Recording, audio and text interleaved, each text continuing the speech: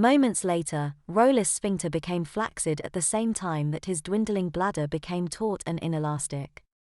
He peed freely, thoroughly soaking the crotch of his thick nighttime diaper while he kicked his legs in sheer delight at being able to indulge himself simultaneously in the twin pleasures of nursing and peeing.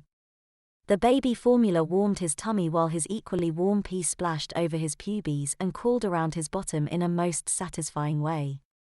She watched closely as he continued to dwindle in size and age before her. About 3/4 of the way through the formula he stopped getting smaller. He stopped sucking for a moment and pulled the nipple from his lips as a childish grin of evident enjoyment came over his face. Louise sniffed and smiled as she realized that he had pooped in a diaper for the first time since he was a toddler. Louise took bottom of the bottle in her hand and held it for him to suckle. She waited until he had finished off the bottle's contents and tenderly pulled the nipple from the 9-month-old's mouth to stand the empty bottle on the table. Louise wiped the milky drool from his spit-wet chin with the terracloth bib before unsnapping it from his neck.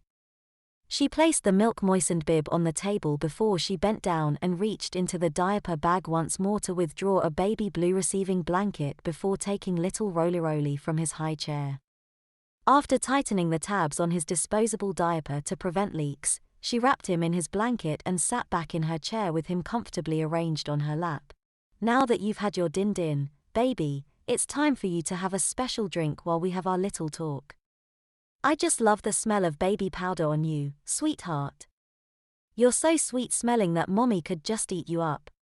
Mommy promises that you won't ever smell nasty and funky again like you did when you were a man. Arf, baby, if you only knew how good it feels to nurse you. You're what I've been wanting all of my life. I know about your mistresses, darling, and I forgive you. You're much too sweet and adorable now for me to hold a grudge against the man you were. You're going give me a baby to love and nurture just like you promised. Since you'd had a vasectomy and you couldn't father my baby, you're going to take the place of the baby you couldn't give me. The bottle of formula you just drank will make sure that you'll never get any older, sweetie pie. You've always enjoyed expensive Napoleon brandies and fine wines. Just think, you've just drunk the most expensive drink ever made by a restaurant. Just 2 ounces of formula cost me $10,000. She covered his head demurely with the blanket and patted the blanket over the area of his diapered bottom affectionately as he continued to suckle. Louise looked down at him and said gently in a soft maternal voice, "You'll always be Mommy's little roly. Mommy will feed you and keep you in nice, soft, comfy didies forever and ever.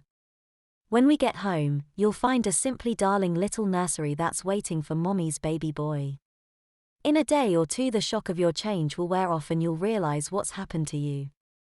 Even though you'll always have an adult mind, in a couple of weeks until you'll have gotten accustomed to being an infant again. You see, sweetheart, some areas of your brain will be affected a bit from being regressed into infancy.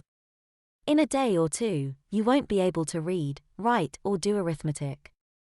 After that, the vocabulary of words you understand will get smaller and smaller until you'll only understand about 300 words. Poor darling," Louise continued, "you won't even remember what the names of the 3 basic colors are. But that won't matter very much, because you have the body of 9-month-old baby.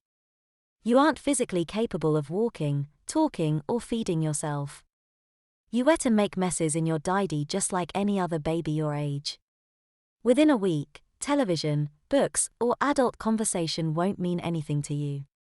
You'll still have your memories of being an adult, but only the sights and feelings you had about your past will remain.